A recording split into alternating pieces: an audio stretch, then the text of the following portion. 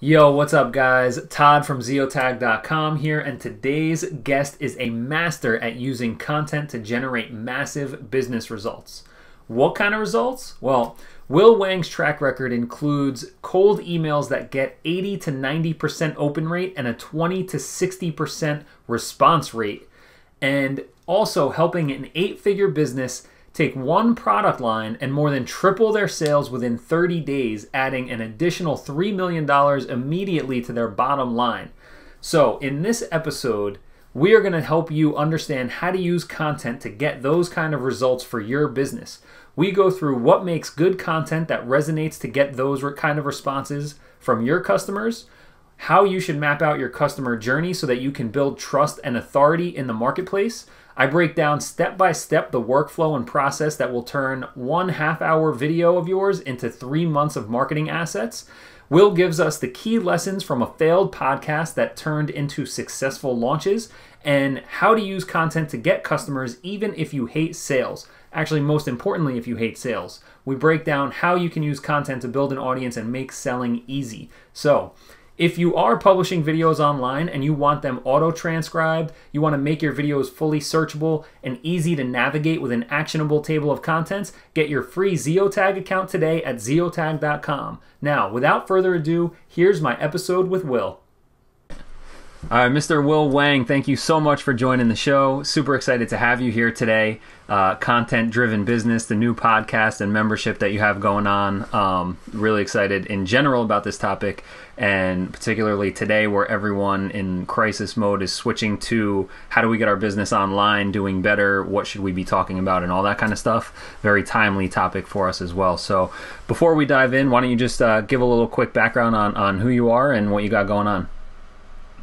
Yeah, awesome, Todd. Thanks so much for having me on. It's gonna be fun. It's gonna be interesting to talk about some of the stuff that that we were doing and what we're preparing to do, especially with all this craziness going on with quarantines and stuff like that. But essentially, just to do a quick summary of how I got kind of got up to the stage where we are. But I used to be in corporate IT, do the whole boring job. I used to think that I was pretty much just a human spreadsheet. Mm-hmm. So I got really dissatisfied with the stuff that I was doing, and trying everything to kind of escape from the 9 to 5 and just live a life of purpose, of freedom, of control. And I tested a whole bunch of different stuff like affiliate marketing, building websites, and I kind of settled on doing this agency thing because I got pretty good at writing copy. And so copy in terms of the words and sales pages and sales letters and emails and all that kind of good stuff. And it kind of led me down the track of if you're good at writing for one thing, why don't you try and write this other thing? So that's kind of how we've kind of evolved so far. So in terms of the agency, it's called Growth Labs. We're specialized in kind of B2B and helping B2B clients write better emails and do better marketing. Mm-hmm. So that's kind of transitioned really easily into content-driven business, which is a site that we use to kind of teach people how to not just do copy, but how to create good videos and really use content to help the businesses stand out. Yeah, totally. And I've heard you a few times on James Schramko's show, right? And Super Fast Business podcast, talking about some really cool growth hacky type stuff. And so that everyone knows, you're not just the guy who says he has an agency, writes emails. You're very humble in saying that, and now you're doing the membership thing. But can you talk about the kind of results that the content driven style has gotten you and your clients over the years? Yeah, sure. So it's really interesting. I'm thanks for mentioning the Schramko thing. I am a little bit humble. I guess just over the years we've got some pretty cool results in terms of being able to write things better for clients. Like for around B2B stuff, we do a lot of cold outreach for our clients, either on LinkedIn or using cold emails. Yep. On the campaigns we do, typically on a cold email campaign, we'll get an 80 to 90% open rate. Oof. And we'll get anything from a 20 to 60% reply rate depending on the industry. Yeah. So this is this is cold, not on the email list or anything like that, right. Going straight into the ideal prospect. So that's pretty cool. In terms of writing warm emails and sales pages, recently we just had a client come through. They're an 8-figure business, and we took one of their product lines and did some emails on it, changed the sales page, and tripled their sales, or more than tripled their sales within a period of 3 within a period of 30 days. Wow. So that's probably resulted in about an extra $3 million straight to the bottom line. And now we're tackling all the other products they've got. So essentially going to turn potentially what was a $12 million business into a $30 million business. So yeah. So everybody pay attention, because Will is a guy who knows what he's talking about, right? He knows what he's doing, and he's proven that. He's got a proven track record. So so you've had the agency, and now you have content-driven business. So tell us what that is, and tell us what content-drivenbusiness.com is for you, and then let's get into what is a content-driven business. Yeah, awesome. So content-drivenbusiness.com, I'll talk about what we're doing first is, with the agency, we've got to the point where we're at the size where we're not trying to grow too much. Like, I've always had the philosophy of, I don't want to be the biggest agency. I just want to be the best in terms of the results that we get for clients, which means we can't scale past a certain point, but I'm completely okay with that. Yeah. The problem with that is, to be at that point, the fees that we charge, we're definitely not cheap on that side of things. And so we always come across a lot of businesses who could really use our help, and I like the founders and owners, and they're great people. So I decided to have this other side of the business where it's a lot cheaper. We can teach them how to create content, how to write copy, what content works for their business, and give them templates and really help them along, but without the same time commitment as going for the agency. Yeah. Very cool. And so, I started my agency in 2011 and have been primarily content driven in that aspect. We help our clients with coming up with a strategy on who's your audience, where are they going to find you, and how do you create content that those people are going to really love, get them engaged, and then help drive sales. So that's blogging, email, social, now it's videos, right? It's retargeting, it's email automation. It's really evolved over the years, but what it really comes down to is, like you said before, is what's, how do you write messages that are going to get people to open those emails or respond? And then the numbers that you talk about, adding $3 million in 2 weeks or 30 days, and the open and response rates through the roof. So what makes good content that resonates with people to get those kind of responses? That's a really good question. When I look at content and content that works, the key thing, or to keep it simple, the key thing I see is looking at it from a human to human perspective. So whether it's a B2B business or if it's a B2C business, one of the things that I find is people tend to write they're a corporation, right? And when people are reading it, it's really hard to read, because then it doesn't feel like we're reading an email from a friend or a colleague.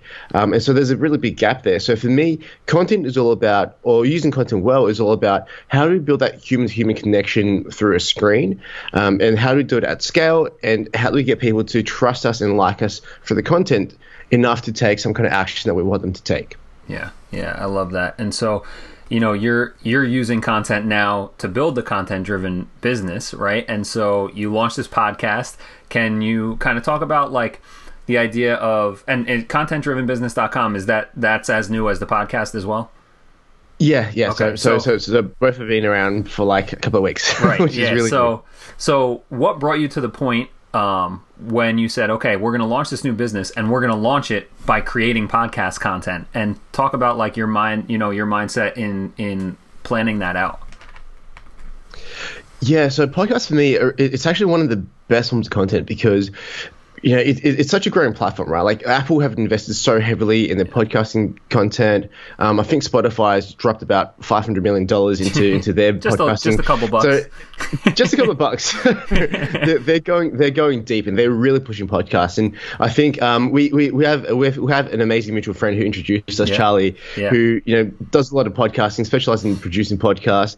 And Charlie and I were actually working on another project, but it was one of the, I wouldn't call it a fail, but it was, we were doing a podcast about marketing, but it got a little bit too broad, and I don't think it had the right value in there for people. Yeah. But through that, I saw that podcasting worked, because people were listening, they were engaged, they really liked what they were seeing, but the topics were kind of a little bit too broad, and it was just a different spectrum we attracted with each episode.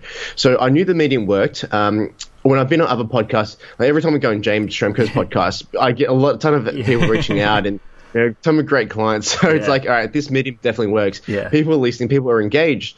But then for me, it was well, how do we narrow the topic down in a way that's relevant, where each and every single episode is relevant for listeners, and we can keep on the same broader topic, but also dive deep into specific elements and go and give as much value as we can. So that's how I kind of pivoted and came through to understanding that podcasts are an amazing business.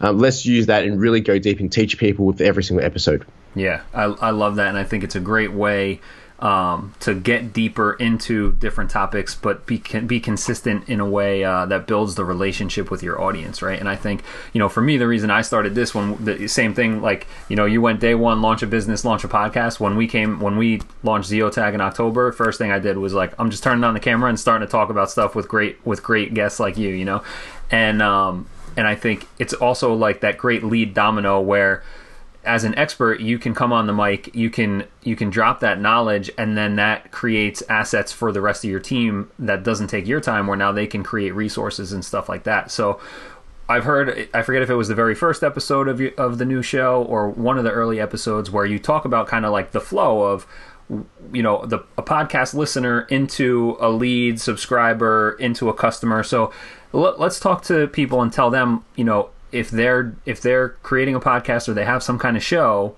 how should they think about their business model in terms of a customer journey? Yeah, that's a great question again. And I think it really depends on the end product. So what we look at, especially for our own campaigns and our client campaigns, is what is the last action, the final action that we want people to take. So, for example, I'll use my show and I'll break down on the numbers and everything like that as well. So for us, it's, we're going after people to come onto to join our membership. Our membership is all about selling templates and, content and training and stuff like that. So if the final action is them joining and paying us a monthly fee, what's the step before that? Well, we've got to somehow build trust and get them onto our sales page. So the step immediately before sale is sales page. The sales page itself is going to take them through what they get, why they should be joining. But before they even trust us enough to come into the sales page, they need to have some kind of reason to be checking us out. So typically that's what, that we look at lead magnets, look at training courses, free training, all that kind of stuff there. And that gets them in the door. So that's a lead magnet for us because we are, selling templates essentially. Yep. We give away a couple of free templates. So that's a lead magnet. But to get people to even be interested in the templates and to look at it and go, well, why are templates so different from something I can just go and Google or something I can just find online? Yeah. We use the podcast to really go deep and educate them on why these templates work so well, how they can use it for themselves. So for us, that's the flow that we see work, but it doesn't have to be for every other business. Right. It can just be, a brand building exercise. And especially if it's in a market where you've got a really, really high price product. So I've got some friends who do an amazing job with CRM systems, but typically for them, a client pays them about $100,000 to up to $1 million because it's a big project. Yeah. So you're not going to get a client to go lead magnet, sales page, $1 million, right? It's all about like building trust, authority, and then like phone call. That's their ultimate goal. So it's a little bit of a different flow. And even, and even for them, once they get on the phone call, it's still 10 phone calls over the course of 3 months, right? Like it's not like a sales call, done deal, $1 million, right? So I love that. And I think, where I see, where we use the podcast is not just in the attention side of things and getting that initial audience, but then how do you keep them engaged in two ways, right? Like, in the Ultimate Sales Machine, is that what it's called? The Chet Holmes book, right? Yeah, I love that book. Yeah, I have, it's one of the, I think it's the only book that I have the hard copy and an audio book that I just have gone back and forth all the time. But, he says in that book that about 3% of the market is ready to buy at any given time. So when you look at that, if you're reaching, if you're building an audience with your podcast, but only 3% are ready to buy, well, what about the other 97%? Don't just let them slip through the door. So I think that's a good way to keep your audience engaged before they enter buying mode is by getting them subscribed to your podcast. So when you can add value on an ongoing basis to a specific audience, eventually, whatever the buying cycle is for that audience, whether it's 3 months, a year, 2 years, once they get into your audience and they're subscribed to you and they hear you consistently, once they slip down into that 3% of buyers, they're not searching around for anyone. They're coming right to you, right? And then the other side is when it is that long sales process that it's not just, okay, we're going to get on a phone, let's schedule the next call and we'll talk in a week and we'll review stuff. But in addition to that, you're in their earbuds and you're the expert that's giving them advice and guidance on this whole landscape all along the way, in addition to the actual one-on-one calls. So, you know, creating consistent content that's valuable to the audience, I think, just goes a long way in both of those scenarios. And I think it's smart for every business to get started that way. Yeah, that's completely right. And then look, it doesn't have to be a podcast, but podcasts are amazing because with one thing that you do, like, you know, say we do this podcast here, next thing you can do is take the video link and the iTunes link and push it through to your email list, put it through on social media. It's like there's one thing that you do that propagates against all these across all these different platforms. So that's why I kind of love podcasts so much. It's so flexible in how you use it. Yeah, it's really great. And, you know, we had one of our previous guests, I don't know, do you know Shayna Weisinger from repurposehouse.com? No, unfortunately. I gotta introduce you guys. But so she was a previous guest, and she has a great. Her business is Repurpose House, where, you know, we record this video, and then I upload the videos, and then her team chops it all up, puts it into the video templates, into the little clips, and then they go all out on social media and all that stuff. So you know, that's another reason I love doing this, and I'm going to break down for everybody listening like that same process, and I love your insights on any kind of additions or tweaks to how you see this working. But what we do is basically, you know, we pick a topic that we know our audience would like. It's launching a podcast to help build your business, right? So then I get Will come on to be the expert, and now we have this long form piece of content that's going to be whatever, 20 to 45 minutes. And then that goes, we geotag it with our software, which automates all the show notes and creates all, you know, fully searchable episode. We embed that in a blog post that we then optimize that blog post so everything is search engine friendly. We pick some keywords that people are searching for. So in the long run, this blog post on the site is going to be a great asset that gets organic traffic. And then right away, we post it on organic social channels, and then we put it into social media ads so that every week, anyone who's ever visited our website or engaged with our social stuff before, we're reaching everybody in the audience with retargeting ads that say, hey, new episode of Zeotag, go check it out. And we're just keeping everybody in that warm audience engaged. And then, of course, under the episode is the link to sign up for a free Zeotag account. And guys, if you're listening or watching, go sign up for a free Zeotag account.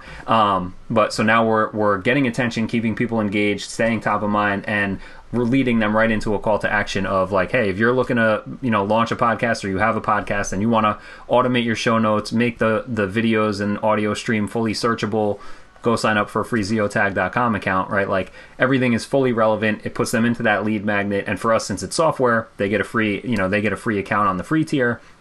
And then we can, you know, move them along to buy more things, you know, to get more features and stuff. So that's kind of that's the process that we go through.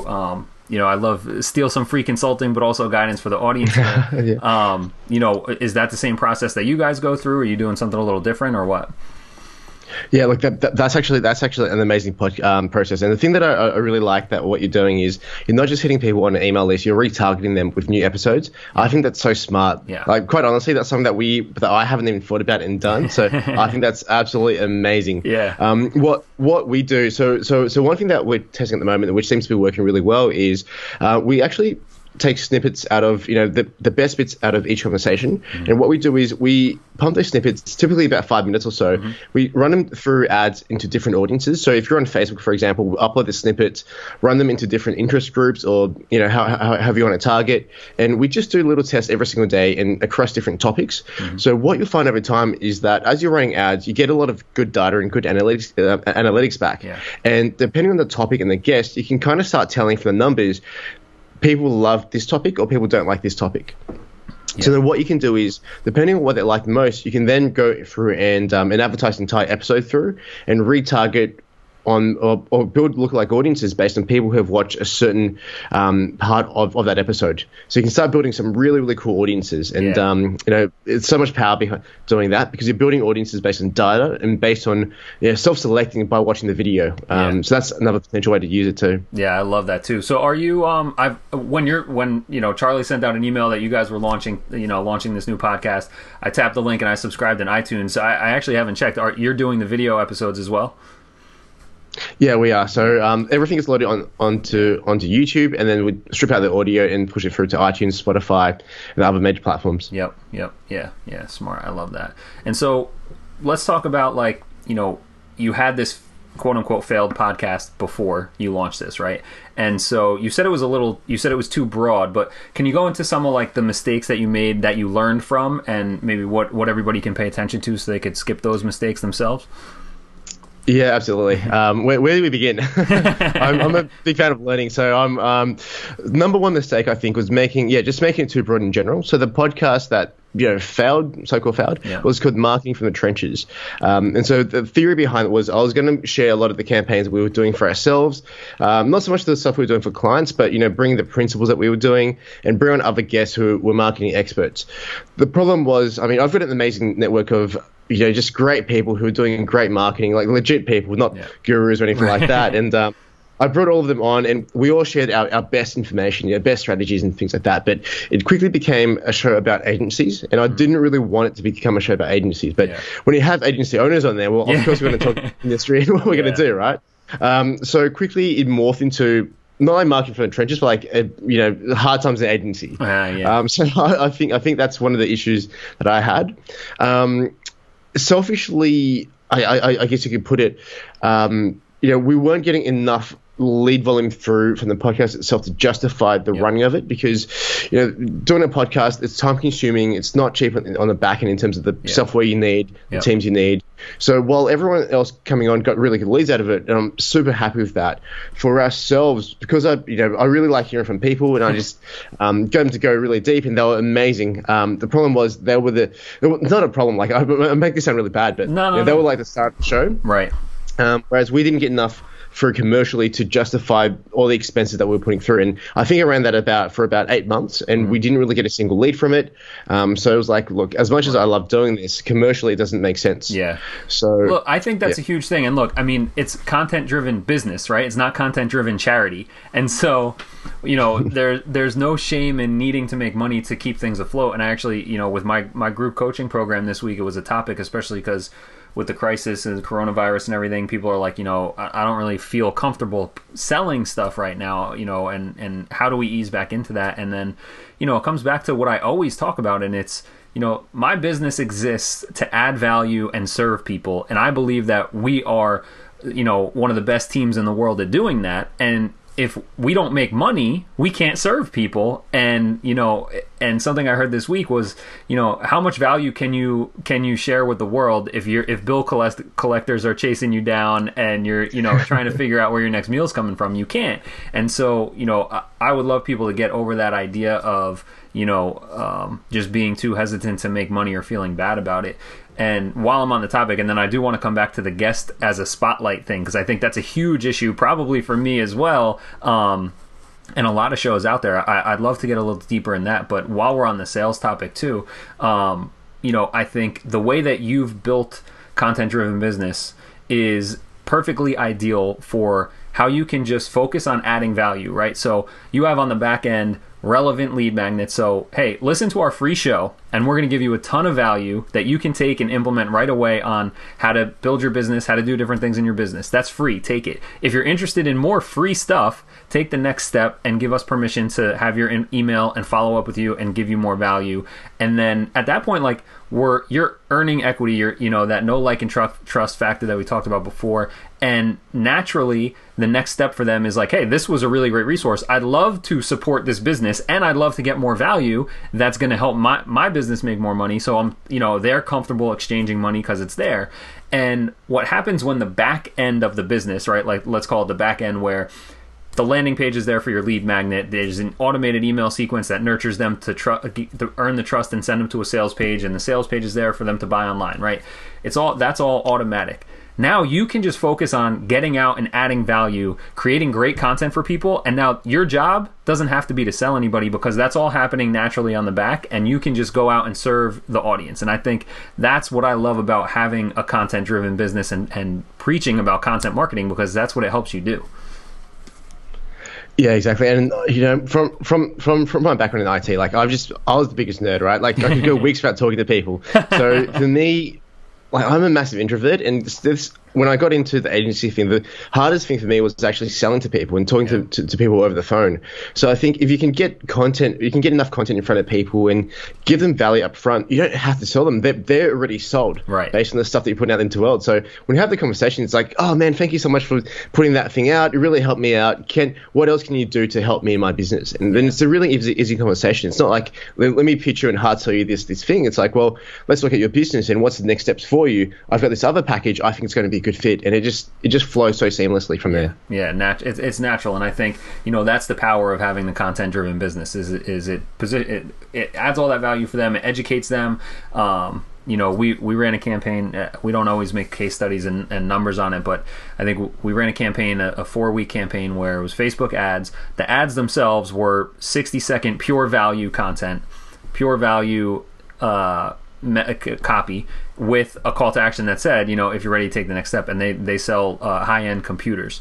And everyone who came through the content funnel was, I want to say 40% higher customer value than their typical sales process, right? Like I think it was like their normal sale was like $700, and the people coming through the content funnel were $1,100. And it's because they're educated, right? It's because now they understand the value of the different components that go in, or why you need these different things. And I think the content that you can create helps educate people, shows you as the thought leader, all that kind of great stuff. But all right, now let me get off my soapbox on content. And let's go back to what you said before about the guests were getting leads, and it was a good spotlight for them. So I think that's probably, I bet, the most common issue of podcasts who have guests on, myself included. So how can show hosts kind of still have a guest on, feature them as an expert, but make it a customer flow for their own business?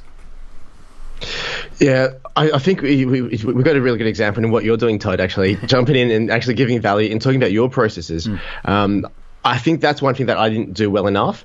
And it was always the thinking that I had with the last show where, like, well, if I bring an expert on, let them talk about what they're an expert in. Right. But we often forget that on our side, there's so much knowledge we've got as well that we can really contribute what's relevant. And I think, and someone else who does this really well is, as we mentioned, James Schramko. Yeah. He's got world-leading experts on his show, but he's got so much experience that he can contribute little bits and pieces every single way. On every single show, he's got his own views that he brings to the show as well. Yeah. And over time, if you listen to his shows, you can tell, wow, he's got so many different experts on, and all of them talking about different things, but at the same time, he's always contributing. He's got so much knowledge on every single topic. He must be the ultimate expert. Yeah. And I think he does that really well. I mean, the stuff that you talked about and sharing your processes was amazing as well. Thank you. And I think that's the way to get around it. To just be open and also bring your view on just into the conversation, because it's meant to be a podcast, not an interview. It's not a one-way street, right? Yeah, and I think a lot of times I've been I subscribe to I think like 30 podcasts. Like I'm hooked and obsessed with just learning and consuming as much content as I can, and especially in the digital marketing stuff, like algorithms changing, Facebook ads manager is different, and I have some clients it looks one way, another client it looks a different way, like at the same time. So it's like constantly evolving. So I'm constantly keeping up, and I have noticed more recently that some existing shows who got new hosts because whoever worked there at the company changed, or some new shows that I thought I was going to be excited in, they tend to be, you can tell that they're pre-written questions where they were like, okay, here's the 8 questions, and they ask the question and they stop, and then they answer, and then they go, okay, great, here's the next question, which doesn't naturally go with the stuff you just talked about in your answer, right? and it's very like, and like, I guess that could be fine, right? It creates good sound bites, but like we jumped on here and I was like, with the crisis and everything going on, the last couple of days have been crazy busy for me, so I wasn't able to really prepare so much. But I was like, look, one, you came from Charlie, so I know that you're, you know what you're talking about with this stuff. I've heard you on a couple other podcasts, so I know that we're just going to jive right away and get in. And exactly like you said, it's not just like ask question, give answer type of interview, but rather make it conversational so that it's really just what I like to think about. My favorite podcasts are the ones where I feel like I'm hanging out with the guys that are talking, or girls, right? And they're just getting into it and chopping it up, and I'm like, man, this is great. Yeah, exactly. And I mean, both kind of work. I've seen people with, where the personality doesn't really lend itself well to casual conversations. Yeah. Whether, and if that's the case, I mean, the interview style might work perfectly for them because it's very set and stop, and they can't carry the conversation, and it's awkward if they try. So true, that's a good point. So I think it's quite lucky that we're both like jumping on. Hey, let's just talk some crap and then get on with it. But it's a really good point too, because some of my favorite podcasts are like the Joe Rogan Experience, Tim Ferriss podcast, and literally they're just long form, long-winded conversations. And for me, it's like that's really cool, and so that's the kind of feeling that I want to bring to my podcast. And I know we're more specific, but you know, if it's just having fun, having conversation, you can go a lot into some really good topics that you wouldn't have if it was just like, hey, these are my questions. Yeah, totally. And I approach it like, sometimes I start feeling guilty where I listen to so much great stuff and I'm like, man, I definitely consume more than I'm capable of implementing, right? And I'm like, am I overwhelming myself? Should I pause it? But then I think to myself, I always go back to like, what you put into your mind is what grows, right? And so should I be listening to like these great quality shows like yours, like Charlie's and others like James's, or should I be sitting on the couch and watching some like crap TV? It's like, well, obviously this is going to be better for me in the long run. And then the other thing I think about, like I said, I like the kind where you like just hanging out with the guys, chopping it up. And when you think, okay, you're the average of the 5 people you hang out with kind of thing, and it's like, well, I love my friends and I love chopping it up with them, but they're not in the same type of business world that I'm in, right? So I think of it that way too, where when you can surround yourself virtually with these people, like, I think of them as virtual mentors, I think it just adds a tremendous value for personal and professional development.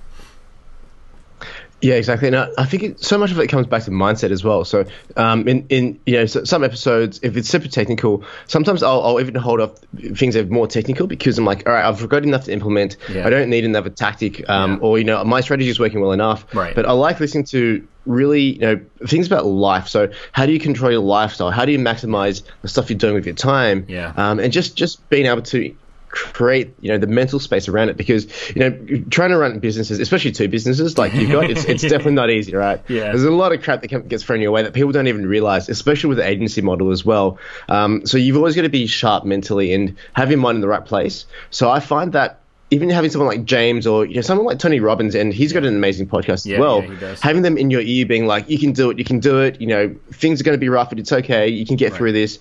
Like just having that support in your straight into your brain, it's invaluable. It's so massive. So to make it a proper question and answer on this, so you've mentioned a couple shows in conversation here, but what are the top shows that you like to listen to and that you recommend for other people in the business? Yeah, so first and foremost, James Schramko show. James is a personal mentor of mine. He's just so amazing when it comes to building systems, looking at mindset. He actually got me off the whole hustle, like working 18 hours a day. And my business has grown. My personal life has got so much better since listening to him. So James Schramko definitely has a great one. Hustle and Flowchart is another great podcast. And I got a shout out. Matt. Joe's been on our show before, so guys, you can check that out with Joe Fear. Yeah, they're awesome. I think Charlie does a great show on podcasting. So if you're interested in podcasting, check it out. I mean, if people are listening to this show, stick with it. It's freaking awesome. Thank you. Shout out. But even like some of the big ones. So Tim Ferriss, I listen to a lot. But just pick your episodes because a lot of episodes aren't as relevant. Yeah, I do the same thing. Joe Rogan. Yeah, if I'm on a road trip, I've got a lot of time. I tend to just look at Joe Rogan clips now. So there's a YouTube channel called Clips where they take the best of each one, because 3 hours is a lot of time to be consuming content. And I think Tony Robbins has an amazing podcast. And what do you think about? So Tony Robbins' podcast is interesting to me because it's a couple different things. He does these seasons, right? And they're like I think they go through like a season of emotional strength or something like that, and then a season of mindset and a season of financial topics, right? So I think that's a unique thing that I don't see in a lot of other shows, if I've seen it in any other shows. And also he is usually the person who's interviewing the guest, because I think they're just taking the audio from his intimate events. But there are also episodes where he's not the one talking to the guest, where it's somebody from his team. So what's your take on those two different things, like changing the topics seasonally and having different team members on the show instead of yourself? Yeah, so in terms of the seasonality thing, I actually don't mind it, because what I tend to do, like, I think with Tony Robbins, there's a couple of topics I follow him for. So one is mindset, definitely.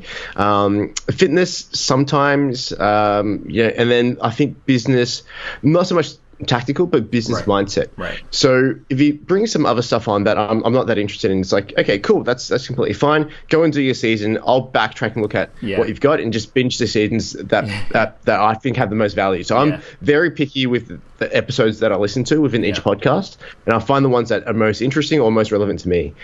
So I think seasons is completely fine. Having his team on as well, I think if he's got a team member on, the guest kind of pulls a lot of authority as well, because he's got amazing guests. So it doesn't matter. His guests are, he's got like the world leading guests. I'm trying to think of even who the last couple were, but it was like who's the boxer UFC guy that switched over? Conor McGregor. Yes, like, Conor McGregor. That was an amazing episode. And he's got all, like, the world leading CEOs of every industry. So his guests definitely can carry a show with value for sure. Yeah, exactly. And I think with Tony as well, he's got a big enough personal brand that it kind of leaks out into everything else anyway. I mean, it's kind of, the podcast is branded after him. So at a certain point, as long as he's doing the majority of episodes, I don't think it matters at all that his team is stepping in. For me though, I don't know if that work the same for me. I don't think that could work if I got someone else on my team to step in and do the that's what I'm thinking episode, about, unless for like our audience who is business, growing businesses, and they're using video shows to do that, like switching the host on and off. I think unless you have a worldwide brand like that, I agree that I think you got to keep your host consistent. Yeah, it gets just a little bit harder. There's a lot that Tony can get away with that we can't. So yeah, exactly. So one of the things you mentioned was you ran, I want to say, the Marketing in the Trenches show for about 8 months. So I think it's important for people that, and we talked about this with Charlie on his episode, if you guys want to go back and watch that one too. But what helped you determine, like, okay, we gave this a long enough runway to figure out if it's going to work or not, and we don't think it is, right? Like, how did you know it wasn't too soon to pull the plug, and how did you keep going, like, when maybe you thought it was tough? Yeah, so I committed about 6 months at the start of that project, and I just said, regardless of, even if I don't get a single download, 6 months is actually the perfect length of time. So that being said, we were going into Christmas and stuff like that, so I wanted to push it a little bit more. So 8 months for me was from when we started up until Christmas. I thought, look, I've committed 6 already. Another 2 is not too bad. I already had ghosts, I guess kind of backed up for that. I just smashed the coffee, so it's hitting me now. So it was like, well, we've got the episodes backed up. Let's just push them out there anyway. Otherwise, the episodes would just go to waste. So that's kind of the thinking behind it.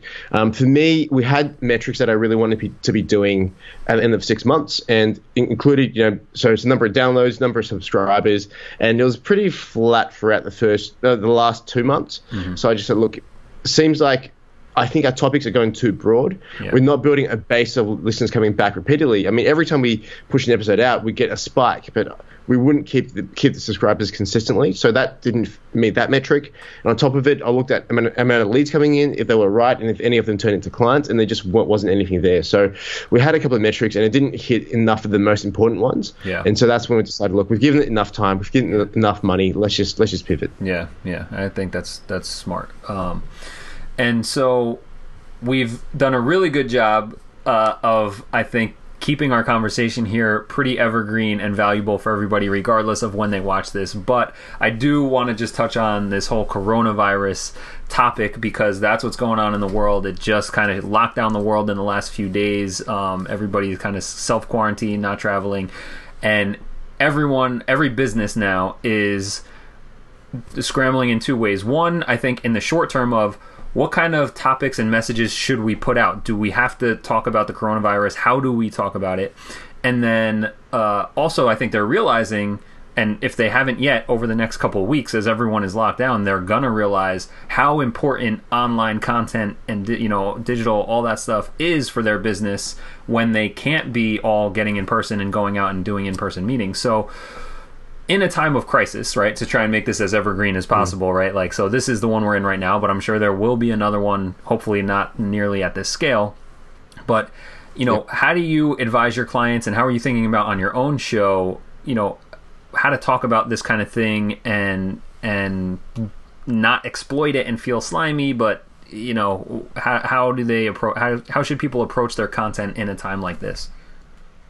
Yeah, that's a great question, and you're right. You know, so I think this time around it's coronavirus. Last time was a GFC. Yeah. This stuff is just going to happen. Like change and pace of change is just going to happen faster and faster, and the world's going to be different every single time. In terms of putting that content, and I'll come back to that as well, and tell a bit of a story at the end about that. From the last GFC, but in terms of content, right? Think about how you produce content in a way that's not going to offend people or in a way that's not exploiting the situation. I think the key part is present your point of view without the expectation of people coming back and doing business with you now, right? This is the perfect time to go and build up that goodwill bank, right? Of people looking at your content going, okay, I like how they're approaching it. I like that they're giving value. They're not asking for anything because it's tough time, so I might not even be able to do anything anyway. But it's a great time to go out there and put your message out there and give people, everyone else, especially the media, is just screaming, doom and gloom. Yeah. I like putting out messages of positivity, right? Because it just goes against what everyone else is saying, and people need that. Yeah. So my whole thing is when everyone zigs, I kind of like to zag. So everyone's screaming, hey, things are really bad. My message at the moment is, well, there's so much opportunity at the moment. Yeah. If you can get through the next few weeks and if you can use it to really, your competitors at the moment are kind of just buckling down. They're not doing as much, right? Yeah. This is the time to go hard, but go hard in the right way. So be authentic, be genuine, give value to the world. And I think if you can really come from a position where you're not trying to make the sales right now, you're just trying to put the goodwill in the bank and build the authority and the relationship. When everything goes back to normal and spending kicks back up again, you're going to be in such a better position than everyone else who's just shouting about things just aren't going right. So to get back to that, and to tell a quick story, if I may. Yeah. During the last GFC, I was working for a company in Australia here called O Media, and what they do is they have giant billboards. So I'm sure you've got them, all across the US. It's massive billboards. Big companies pay a lot of money to be on these billboards. So I was working for a company looking at the data and the way that they do things, right? This company, the CEO of this company, during the last GFC, when everyone else and all of his competitors were shutting down expenses, closing off expense cards for salespeople, freezing hiring, not spending any kind of money, he doubled the credit limit for every single one of his salespeople. And he said, I want you guys to go out there and spend more of my money, right? Because at that point, it was still a private company, so every single dollar was coming out of his pocket. Mm-hmm. He said, I want you guys to spend more of my money, take more clients out to lunch, go after more leads, spend more money, do more things, wow more people, because everyone else is kind of just hunkered down. Yeah. And what happened was, because they kind of did that and no one else was in the ear going after the same clients, they got themselves into some accounts that were pretty hard to get into previously. And these people are like, wow, these guys still care about us. They're still taking us to lunch, still trying to wine and dine us, right? And so they built up so much market share during that period where everyone else was so fearful. They went out and just did a really great job of building their business. And since that period, they got some massive accounts. When people started spending again, they were the first people that they spent with. Yeah. And since that point, I think it's been 12 years from then, they've acquired a lot of their competitors. They've gone public, and it's just grown so quickly. But one of the biggest lessons I took was like, wow, when everyone else bunkered down, these guys just went really hard at it. Yeah. And look at them now, right? And the competitors have either died off or they've actually been bought up. So it was an amazing lesson. And I think there's so much opportunity when times are tough. Yeah. And I think, to get into the content-driven business side of things is that sports are canceled right now, which is wild. So, and everyone's working from home. So attention online is already through the roof before. Now it's to the moon, right? Like it's out there. And not only is there more attention looking at the screens, but at the same time, there's less stuff going on, right? Like the majority of everything is just news about the virus, right? Like there's no real sports talk, there's no distractions because everybody's hunkered down. And so now is the time where there's a huge increase in attention and a huge opportunity to create content and get into the news feeds of the people you want to reach. And stand your ground and be authentic and add value. And like you said, I think like I said, it's preaching the same thing that we're always preaching, right? Is that add value now and it will come back to you down the road. But today, companies almost have permission to let go of thinking about the money coming back today, right? Like with it, they're not like, well, we need to do this today because we're trying to increase sales. Like, just be a good Samaritan of the economy and the industries and all that, and like and put out great content. You'll start getting you'll get into the news feeds because there's a lot more attention and eyeballs on right now. And the more you can create and be someone that people want to start paying attention to, once all this stuff calms down, they're still subscribed to your show. They're still following your accounts. They're still on your email list. And then that's when things can transition and ramp up hardcore, right? So I think it's a great opportunity right now. And like, you know, yeah, you can go hardcore, spend a lot of money on creating content, or you can use the webcam that comes on your computer and your pair of headphones that comes with your phone, and you can just start cranking out good content to put out on YouTube or Facebook or podcasting, whatever it is. I think now's a great time for people to, you know, stand their ground and start putting out great stuff that will attract their audience and get them engaged and really build a tribe. Yeah, exactly. And, you know, if you have a look back over history, some of the biggest and best businesses started during hard times. Yep. So, you know, so either there's businesses out there who want to grow, this is the perfect time to just really invest in their content and putting the word out there. Or if you're listening to this and you're thinking, you know, but my job is pretty unstable. If this happens again, I'm going to lose my job. This is the perfect time to just start trying things, right? Yeah. To experiment, because, I mean, things are already pretty bad. Like, it's hard to get that much worse. So just put things out there and just try, because, you know, you'll be surprised how well you can grow from these challenges. Yeah, totally. So, man, I think we dropped a lot of value. We definitely were screaming from the soapbox a little bit today, but I think there's just a ton of practical value for everybody, and hopefully we've convinced people who weren't already producing content to get on it, and the people who are doing it and want to do it better. You are definitely a great resource, your show and your website. So where can people find you, and what can they get from you? Yeah, thanks, Todd. So the best place to go would be contentdrivenbusiness.com. So if they come through, we've got a whole resource section where we're going to be putting more and more resources on there. So at the moment, we have an email template on there, which is really good for launching, or if there's some kind of event happening.